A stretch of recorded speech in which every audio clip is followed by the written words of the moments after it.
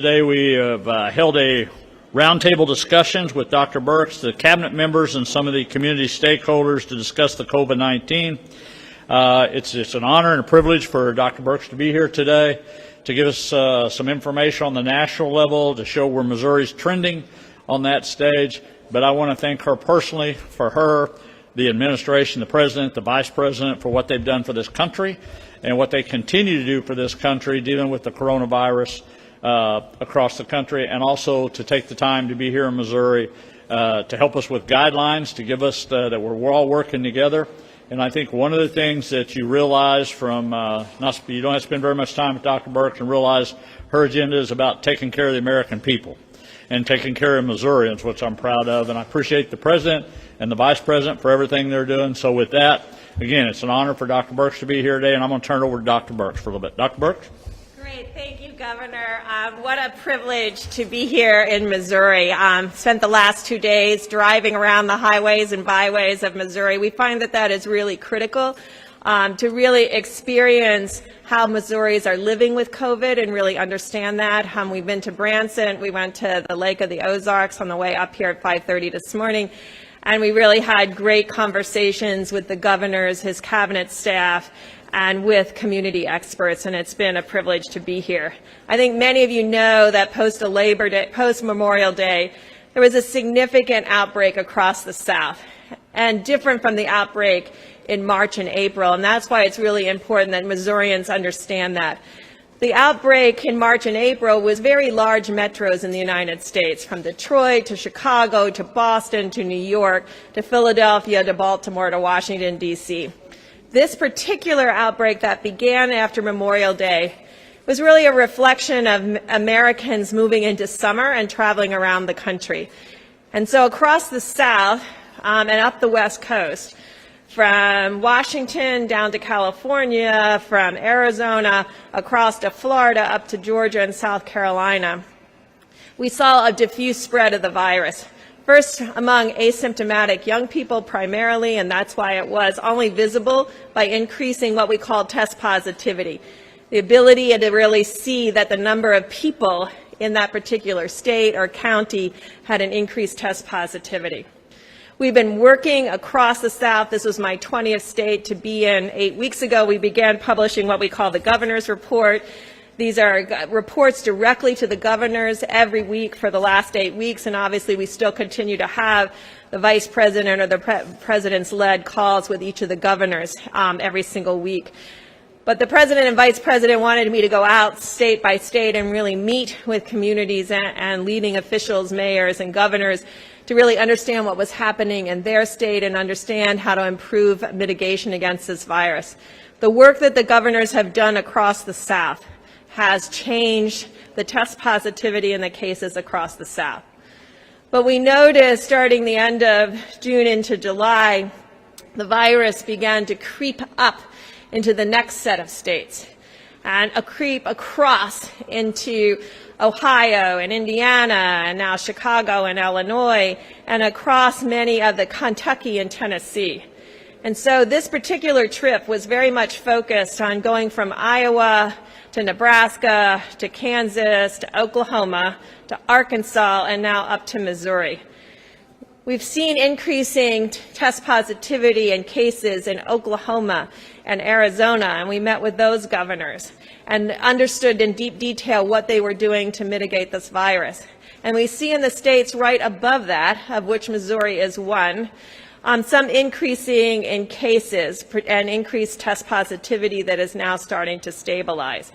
We wanted to really understand what each of the governors and mayors were doing, what the plans were if additional mitigation was needed, and to really understand the precautions taken in schools and nursing homes and colleges and universities. In each of these states, we come back with amazing ideas that the governors have instituted. And what I have learned from talking to governors across this great United States is when they come up with a fantastic idea, they believe that every other governor is doing it. And so they don't think it's a big deal.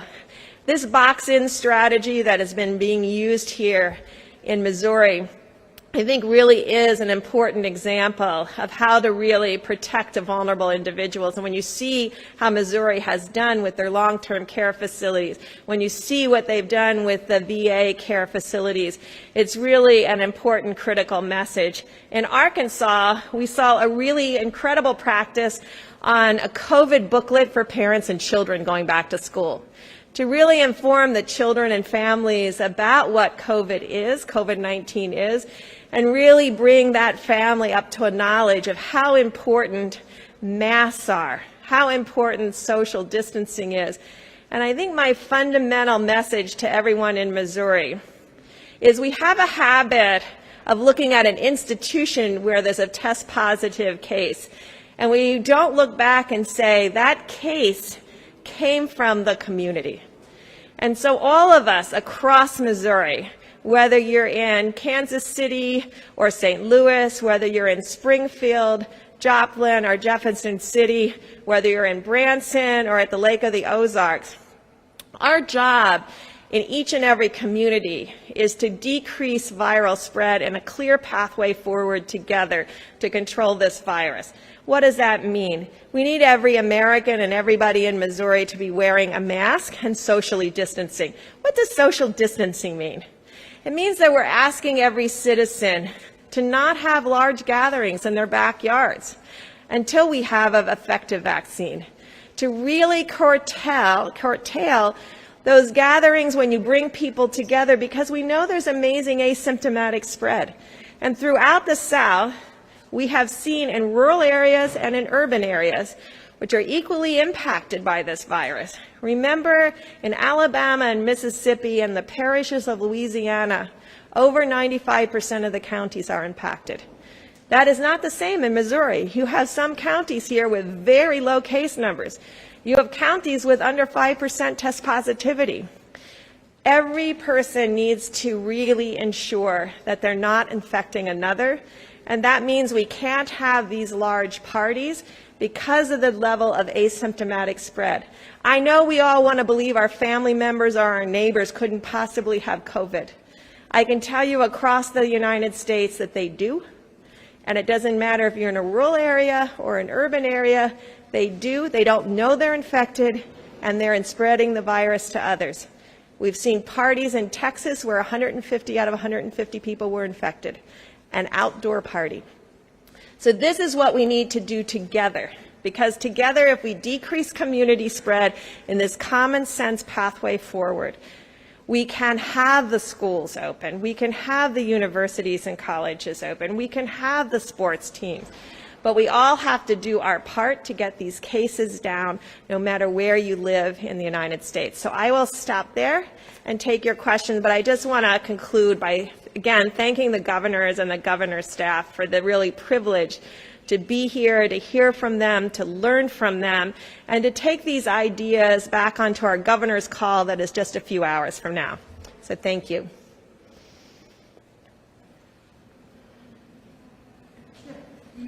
Yes, good morning, Dr. Birx. Thanks for coming today. I'm kind of hiding back here behind these cameras. Hi. I see you. Hello. Missouri was one of the last states to shut down and one of the first to open back up again, and there is no statewide mask mandate. The governor has said part of the reason is our population diversity, I guess, with ultra-urban and very rural areas, and so one size doesn't fit all.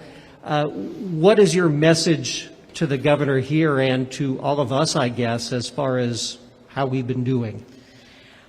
Well, what I have learned across this country is every governor and every mayor is fiercely protective of their citizens. And what I've learned from this governor is that really the fact that Missouri has we drove through towns across the mountains that had 157 people who lived there.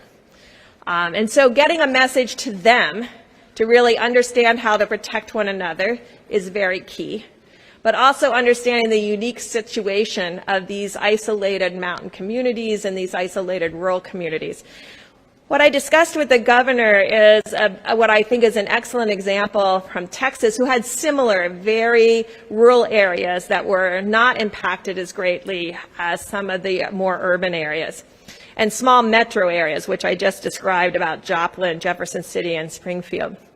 And what the governor of Texas did is in any county that has more than 20 cases, had a mask mandate to really make it clear that you're following the data. And I want to really reassure everyone from Missouri, the data that was presented today by the group led by the governor is identical to the data that we have. And I think that's really critically important, is they're on top of their data. They know where this virus is, they know where the virus isn't, and they know what they're doing to stop the virus. And I think that was very reassuring. So we discussed what some of the other governors and states are doing that are in similar situations. Now, in states like Mississippi or states like Alabama, where 95+% of counties have active community spread, that's why they did a mask mandate. Missouri has less than half their counties in that situation.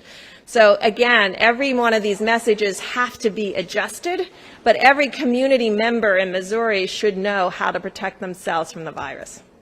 Should Missouri have a mask mandate? We discussed that specific issue related to Texas. You know, every public health official anywhere in the country will tell you it is easier to have a statewide mask mandate. But in this case, they think there was specific, if you can get 100% of the retailers to require masks, as we saw in Branson, and as we saw in some of the other smaller communities, it sends the message to the community that masks are important. And so we discussed that option about what Texas had done. Good morning. Two questions. The CDC staff that is here in Missouri, Vice President Pence said they'd be coming here. Where are they at and what are they doing? And do you have any information on the vaccine trials going on at Washington University and St. Louis University medicine schools? Thanks. Yeah, so that's a really great question. And so we have been sending out what we call these craft teams that work on COVID directly, city by city.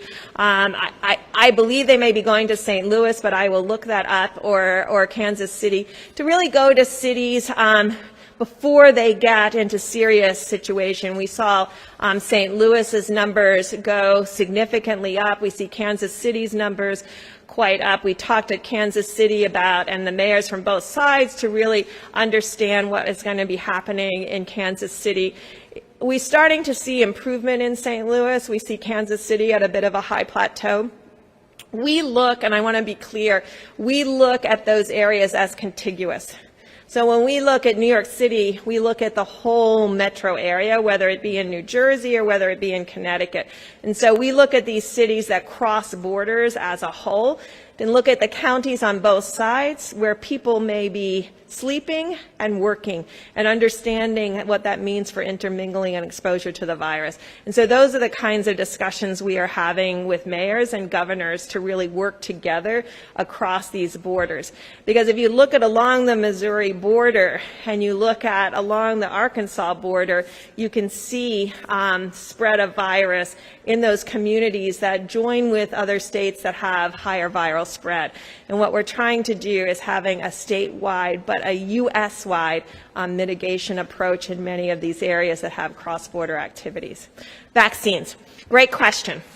We really want to appreciate the work that's being done across universities in this great land that are opened up to vaccine trials, and we want to thank every American who signed up for these vaccine trials and have enrolled in these vaccine trials. It's very important that we have people from all different walks of life participate in those trials, because when we complete those trials, we want to know that it's going to work in a 70-year-old. We want to know it works in a farmer. We want to know it works in someone who lives in an inner city. We want to know it works in black, brown, and white. We want to make sure it works for every American. And we are a diverse community joined together as one America.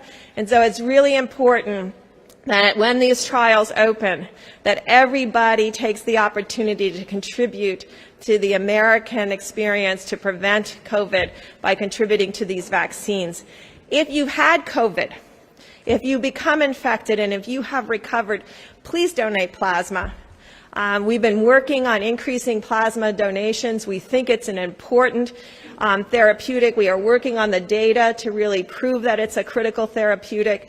We're collecting that data from around the United States. But I really want to thank people from Missouri that are participating in vaccine trials. You are helping all of America. And for those of you donating plasma, thank you. Thank you. You are saving lives of others. Hi, Doctor. Thank you for the time. The health department tells me that the median age of those that die from COVID-19 in this state is 80 years, 8 months. In this city that we're in right now, there's a nursing home that's dealing with a pretty serious outbreak of COVID-19. 3 residents have already died. What ongoing federal help is there for congregate living facilities like long-term care facilities? I heard you praise the plan that's going on in the state right now. What ongoing federal help is there for facilities that are still dealing with this virus and still ravaging it in some cases? Yeah, thank you. That's really a critical question. From March, and I just want to really thank my international colleagues, because many of them from around the world, particularly Europe, shared with us about the viral dynamics early on and what they were seeing in their countries. And so very early on, we were able to alert Americans to the unique risk of this virus to individuals with significant comorbidities and of a significant age. That was really critically important so that the federal government, as early as March, could be talking about how to protect the vulnerable. We asked them very early on to shelter in place. And throughout the criteria of opening up, we asked vulnerable Americans to continue to shelter in place because of that unique risk. At the same time, CMS, under Administrator Verma, has been writing guidelines and helping support strike teams into nursing homes across this great land. And in addition, over the last 2 months, we've been really surging PPE to nursing homes across the United States. And critically, we've been adding the ability to test. And so testing has gone out to almost 12 to 15% of nursing homes over the last 2 weeks. We'll continue to surge the ability to test into every single nursing home over the next 4 weeks until every nursing home has the ability to test their staff weekly. We know, and this is another illustration, nursing homes do not spontaneously become COVID-19 infected. It comes in through staff or visitors, primarily staff. That is the true thing about every single time we see spread into any congregate living or other site. So it reflects the community. And that's why we're calling on all members of the community to do what it takes to decrease the spread of this virus. It is critically important. And I just want to conclude that there are vulnerable individuals in this community today that don't live in long-term care facilities. There are individuals with significant cardiovascular disease, renal disease. There are individuals with diabetes and hypertension in multi-generational households. Let's help protect them at the same time we protect those in the nursing homes by ensuring every day that we're decreasing the community spread of this virus to protect Missourians, whether they're living in a nursing home or living in a city or living in a rural area, but have comorbidities. Dr. Birx, welcome to Missouri. I was just like to ask you, we have a capacity limit at I'm over here, this side. Is there a woman standing here? I can take this one as long as we take her, too. Okay. You want me to go ahead, or? Okay, real quickly. We have a capacity limit at restaurants and businesses. Parents are worried here in Missouri about sending their kids back to school. How can you send kids back to school when we still have capacity limits in restaurants and other businesses? So it really depends on the county and the school district, and that's why we have been sending out these governor's reports, because it includes a county-by-county analysis. And every single county in every single school district should know precisely where they sit with test positivity. And so everyone should be taking precautions, and we would like to see test positivity and cases declining in the counties that have significant COVID spread that is greater than 10%, more than 15 per 100,000 cases, to really show that we're bringing those cases down. We know that restrictions on it, let's be very clear where spread occurs. It is spreads indoors and outdoors when we're close to each other and we have our masks off. It is difficult to eat and drink close to one another with your mask on. And so we need to ask ourselves every single time, outdoors or indoors, although outdoors is safer, we see spread occurring in outdoor parties too, is we need to say to ourselves, am I 6 feet apart at all times, or is my mask on? And if you can't answer that, then you shouldn't be there. And I think that's why we're asking restaurants to continue to social distance to protect communities. We want to see every community in Missouri under 5% and under 5 per 100,000 cases. I think we all know that that is the goal, and we're going to make progress together by this clear pathway forward of these common sense interventions. So I think we have. Thank you, Dr. Birx. When it comes to the governors across the state or across the country, that you have spoke with, do you believe that some governors put the business interest in front of health interest because of how fast they opened and how fast they wanted to make sure that businesses were okay before there is a vaccine, before they didn't mandate masks? I can tell you, and now remember, I work in public health and in medicine and science. So governors will talk to me as a public health person. I have not, in my travels, of all 20 governors, and frankly, the hundreds of mayors that I've talked to on the telephone or in person, heard any of them voice that type of approach. All of them have started their discussion with me of what things can I do to protect the citizens more from COVID-19. And some of those discussions are very difficult, and I want to be very clear. Many governors are doing things that you talk about the economic piece, many of them have done things that they were worried about politically, but they have always put their citizens first, and that has been what's been most reassuring in traveling around the country, is how dedicated governors and mayors are to the people that they serve. And I think they really take this as a public service, and when they talk with me, they always start with, what more can I do? What do you see that I should do differently? I have those calls daily. I've talked to several of them just over the last few days, including the mayor of Honolulu, which experienced a significant outbreak. These mayors and these governors, Democrat or Republican, have been very clear about how important the health of their community is. And I want to really end with that. It doesn't matter if you're a Democrat or a Republican.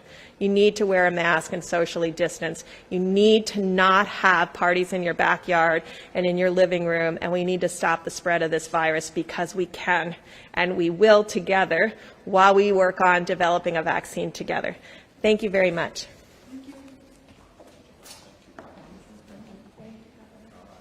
Have a great day.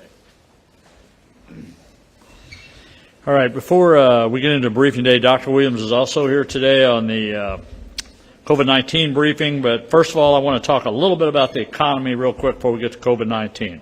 On the economy recovery front, we continue to receive good news. In May, our employment rate was at 10.1. In June, it dropped to 7.9. Tomorrow, the July number will be announced, which will continue a trend in the right direction.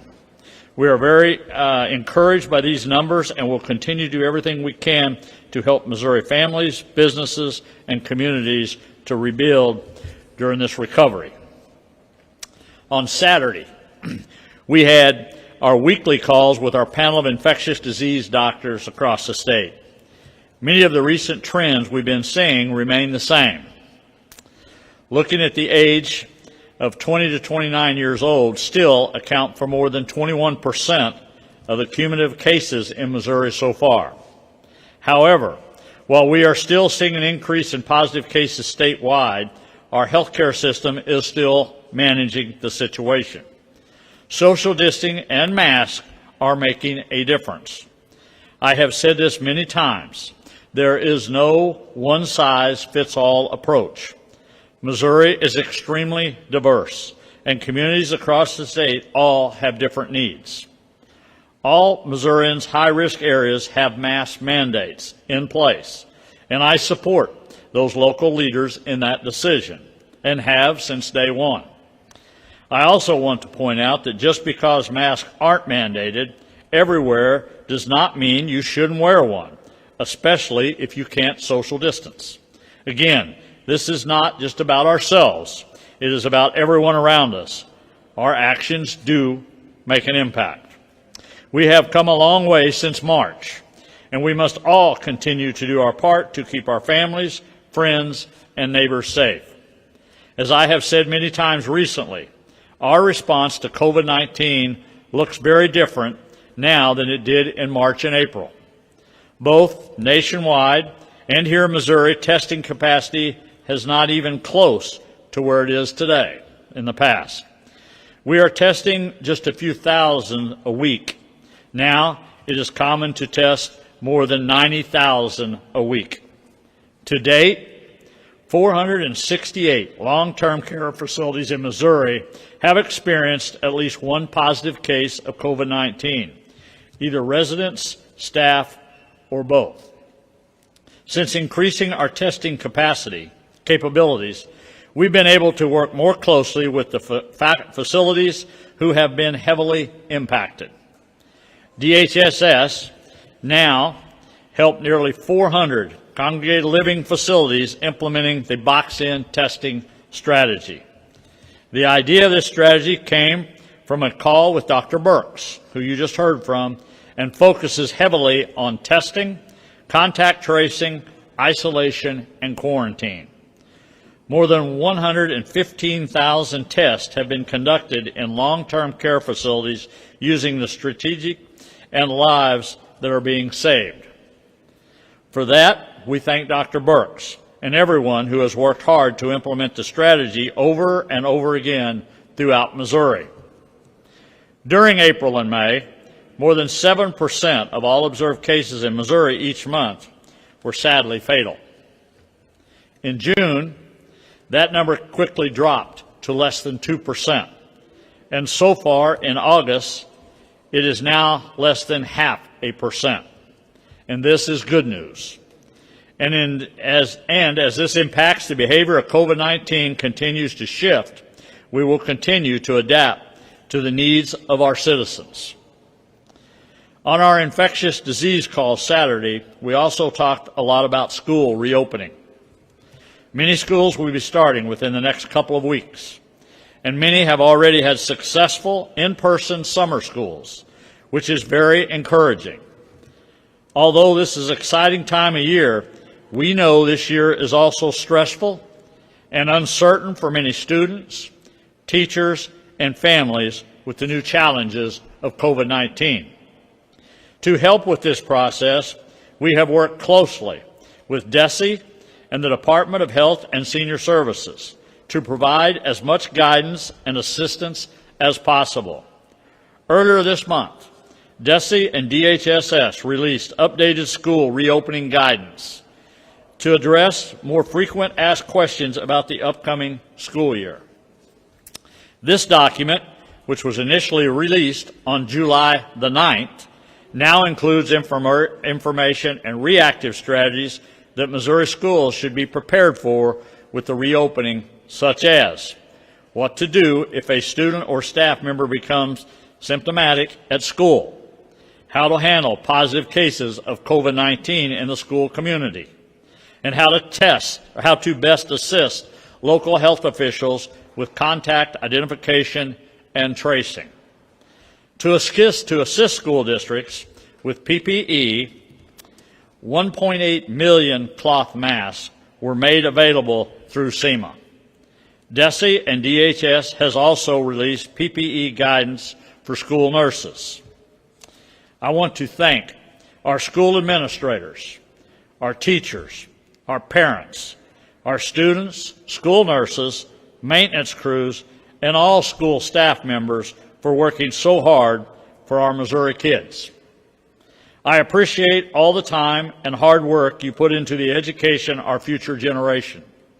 And we are very grateful for all you have done to prepare for this school year and make sure our students stay as healthy and safe as possible. Again, there is no one-size-fits-all approach. Every school district will look different based on its unique needs. And we will continue to focus on the health and safety of our students. School staff and communities as a whole, we will move forward with this school year. With the new school year and more Missourians returning to work, we know that child care is also a big area of concern. The rest of this week, we will be visiting several child care facilities across the state to discuss how they have adapted to the challenges of COVID-19. And as always, please continue to be safe, be smart, and be responsible. Social distancing is a key. Wearing a mask is a key. Washing your hands is a key. We all are not defenseless. We all know how to do these things now, and it is up to us to continue taking steps to slow the spread. Thank you all for being here today, and God bless. And we want to take Dr. Williams. Dr. Williams, you want to take some questions here?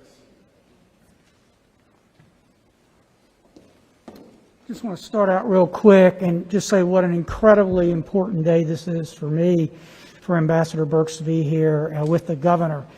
It emphasizes something that the governor has said. We are not powerless against this virus. And I think back to, I think it was March or April, I was on the phone with Ambassador Birx, and she talked about boxed-in strategy moving forward. And I immediately perked up and learned more about that and went to the governor, and he green-lighted it.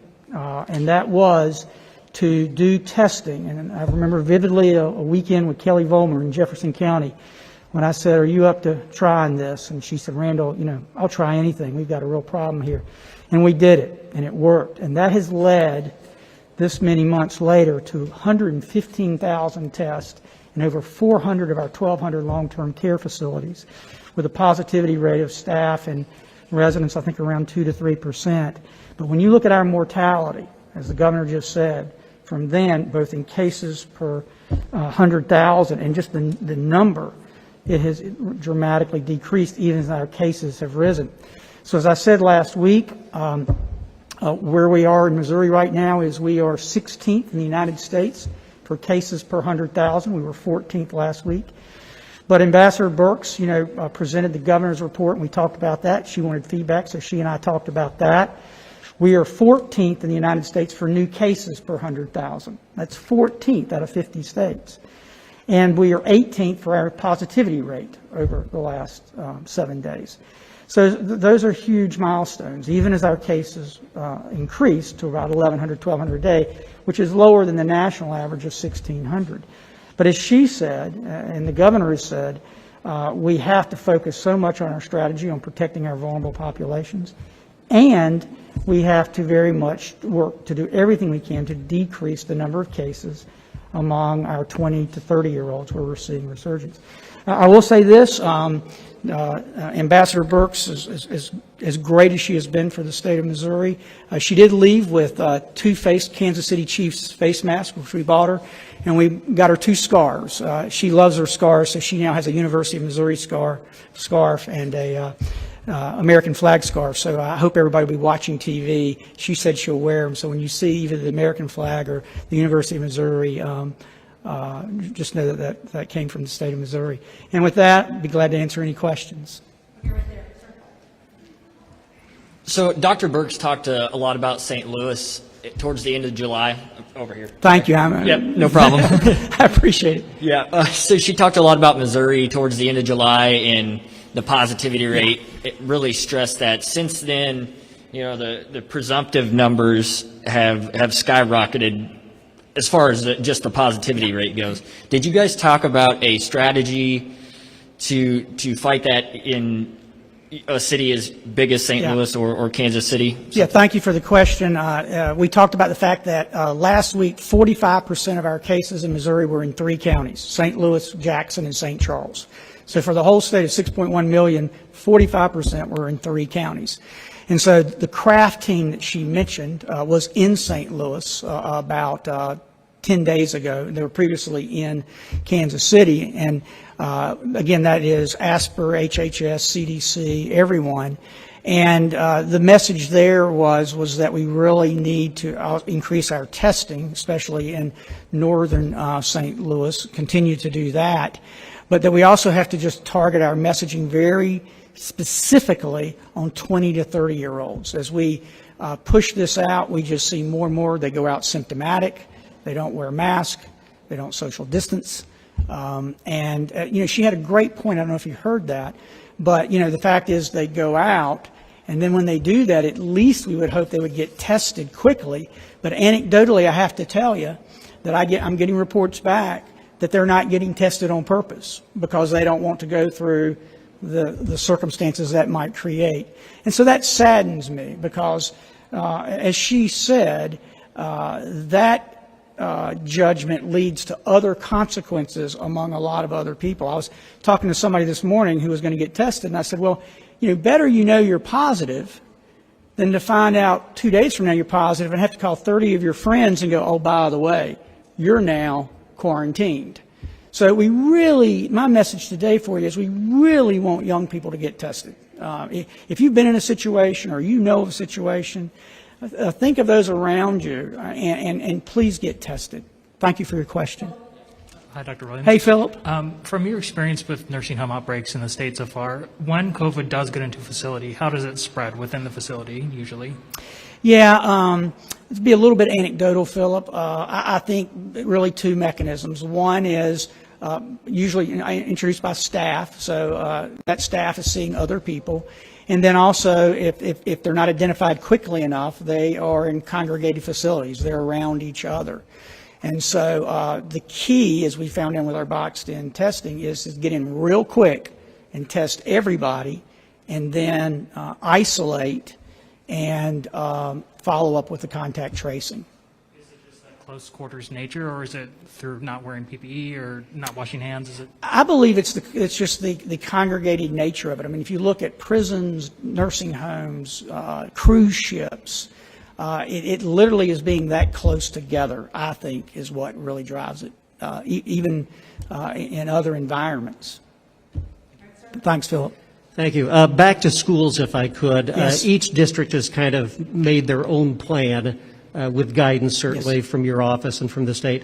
However, what is your discussions with Desi or even Misha on sports? I know sports is such a big part Sure. of the school experience, and there seems to be even differences among conferences, school Yes. conferences, of what they're doing. And you see that nationally among the football conferences. I've talked to both. We've had good conversations with both.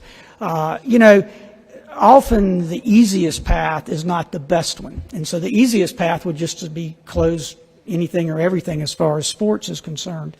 But we think that the whole school experience is just really, really is so incredibly important to my family and my children that we've talked with them about continuing to do that, but not business as usual, to do it differently. For instance, obviously in football there's going to be close contact, but that doesn't mean when you're on the sidelines you all have to be 1 foot apart from each other, that you need to be conscious about that. So we think, and it's just not sports. There are other things like band and choir and clubs and things like that we think are so much part of building students' character. I mean, I bet you if I asked all of you to reflect back on your high school years, there was just so much meaning you got from coaches and instructors, and maybe it was journalism, maybe you would work for the school paper. We just think that's such a big part of education and character development that we are doing everything we can because we think it's so important to try to make it happen. We'll take 2 more questions. Andrew and Lucas, and then we'll bring Deborah. This is kind of a two-part question here. The Kansas City Chiefs said that they want to have 22% of capacity in their stadium. That's about 16,000 fans. What are your thoughts on that, kind of based off of what we just heard from Dr. Birx, where she said she would really like to see 100% of retailers get on with requiring masks? How do you kind of bring those two together to kind of mesh together? Did they say anything about me being one of those fans? I would say that first. I'm just kidding. Again, I think that the NFL is being incredibly thoughtful about how to do this, and they have some things to learn from Major League Baseball, for instance, Major League Soccer. So I would say that the litmus test we have for them is, are you being thoughtful? Are you looking at data? Are you learning from your experiences? You're just not throwing the ball out and pretending it's business as usual. And so you would say that my sense is, and I know they've been in conversations, that they're being incredibly thoughtful about that. And so I would affirm that. But that my litmus test was, do you have data? Are you learning from others? Are you really thinking this through? And kind of my second point on all of that is with Dr. Birx saying that 100% of retailers should really kind of get on board to reinforce the importance of wearing masks in the community, is it something that the state is looking at to try and have businesses and restaurants that aren't requiring them, like say in some of the tourist areas like the lake, to require faculty and people shopping or dining in to wear those masks? No, it's not, and not at this time for sure. Again, I just mentioned 45 or 50% of our cases are in 3 counties. And so one thing the ambassador talked about that I found fascinating was she's been around to 20 states, talked to 20 governors. So she's a huge resource for information. And she says one thing you have to be careful when you talk about this, when you try to put a one-size-fits-all, I think she said it 3 times, so I really wrote it down, is just COVID fatigue, that people become very fatigued if you're too draconian in your requirements, so that when later they might be needed, for instance, when your cases go up, they're so worn out that when you need them to do it the most, they just simply are worn out. She talked about that. So I think we try to be very judicious and thoughtful and not have a one-size-fits-all, partly because of that idea that one always needs to marshal your resources to where the needs are. Hi, Doctor. Hey, Lucas. Will you be making any changes to the way the health department tackles this virus because of your talk with Dr. Birx today? That's a great question. I've got to sit back and reflect on it. Next time we meet, I'll follow up with you on that. I found her comments, just because she's been to 20 states and shared those. And we think there's so much to be gained in a novel emerging virus from learning what others are doing.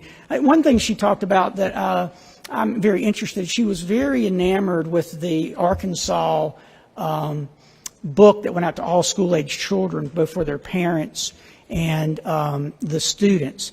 And her enthusiasm for that kind of made me enthusiastic. So that's one thing I'm going to talk about with Margie today, to take a look at that booklet and see if that's something that might work for Missouri. So that would be one example. Thank you all. Thank you, Dr. Williams. Governor Parson.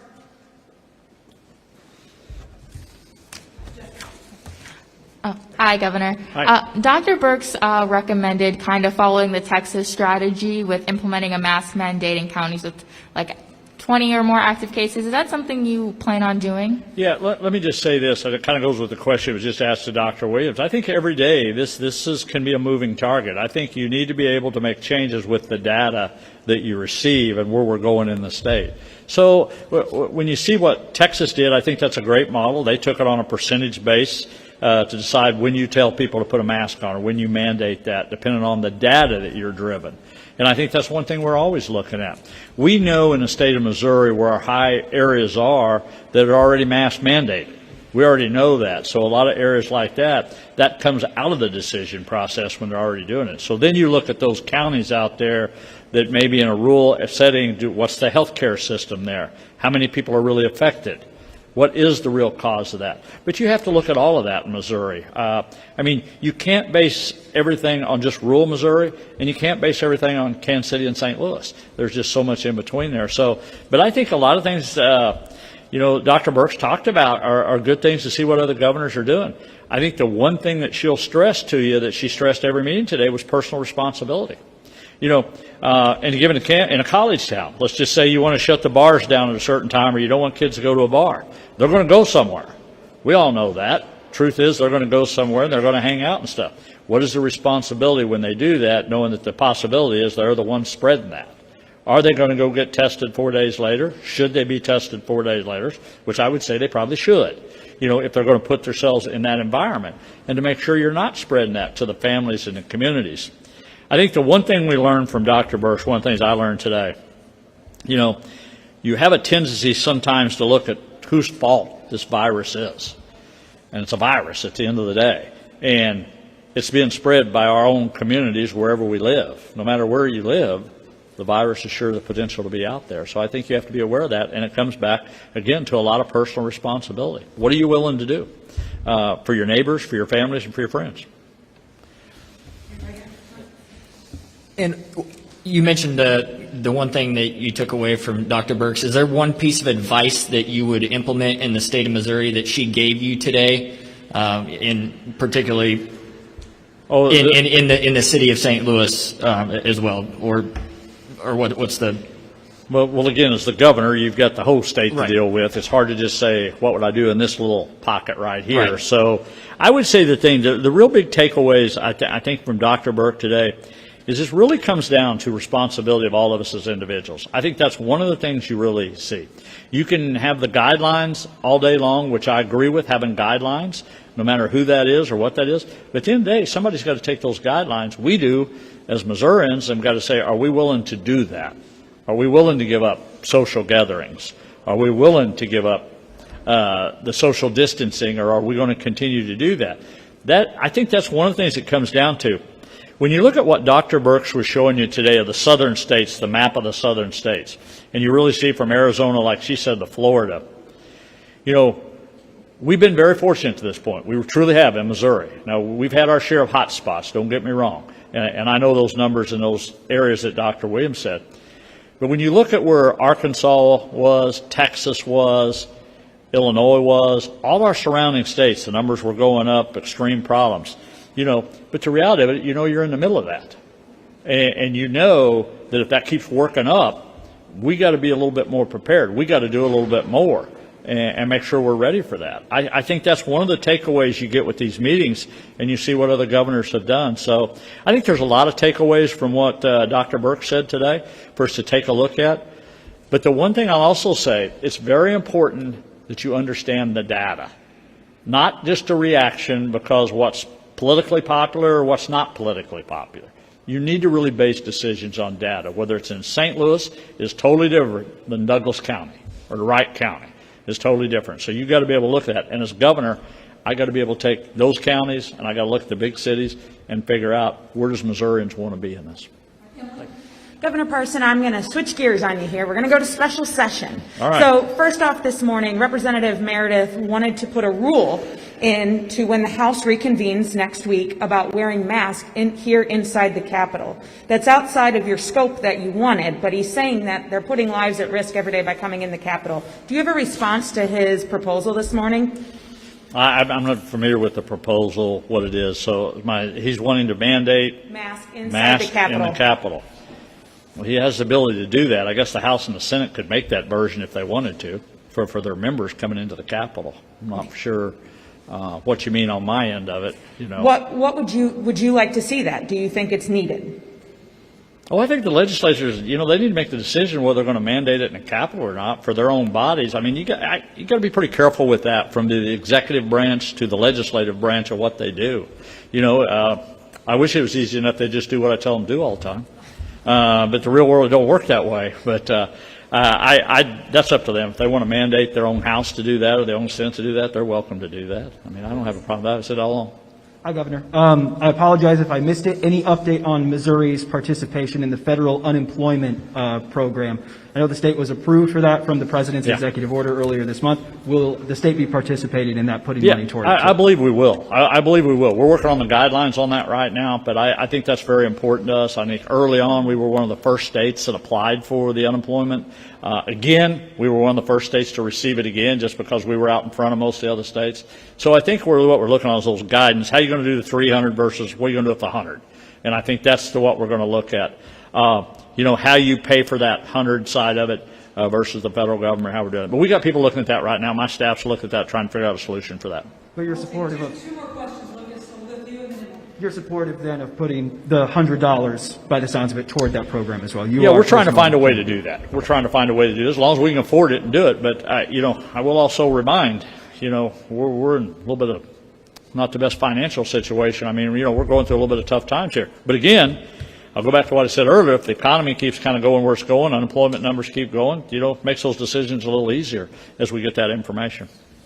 Back to special session one more time about concurrent jurisdiction this time. The other bills have moved forward, and today they're all being heard in Rules Committee. but there's still nothing about this concurrent jurisdiction bill. What is your thoughts on that? I hear that the House kind of has cold feet to bring it up. Well, I'm not sure what it is. I was kind of hoping we get, especially the 1 through 6, I was hoping we get them done fairly quickly. As we know, that didn't quite happen that way, but it's okay as long as we're moving forward on it, on those two things that really is going to make a difference for our law enforcement officers. The jurisdiction, I think the one thing that a lot of misinformation out there about that is people read through it and want to put a little bit of a political spin on it. But the reality of it is, I think as we talk to the legislatures, I had a call with a lot of the legislators last week. One of the things we talked about, kind of walking them through in it, because this is not anybody, the Attorney General cannot go in there and just take over cases from the city prosecutor. Number one, it has to be 90 days before anything's not filed for that to happen. And two, the local level has to ask the AG to get involved. So a little misconception out there with kind of the spin that's on this, but the Attorney General cannot go in there unless he's asked to go in there. He can't do that. So I think that ought to be out there. I think it ought to be discussion. Look, we know one thing, and I'll just use the Legends case for just what happened. The reality of it is, when the federal government, the state government, and the local levels work together to fight violent criminals, there is a success and there is a path forward for that, as we just seen. We ought to all be on the same page when it comes to taking off murderers off the street. And again, I'm going to go back to what we should be talking about all times, the victims and families that are out there that normally gets left out of this process because of the political spin on it. All right, thanks everybody for being here today. Thank you.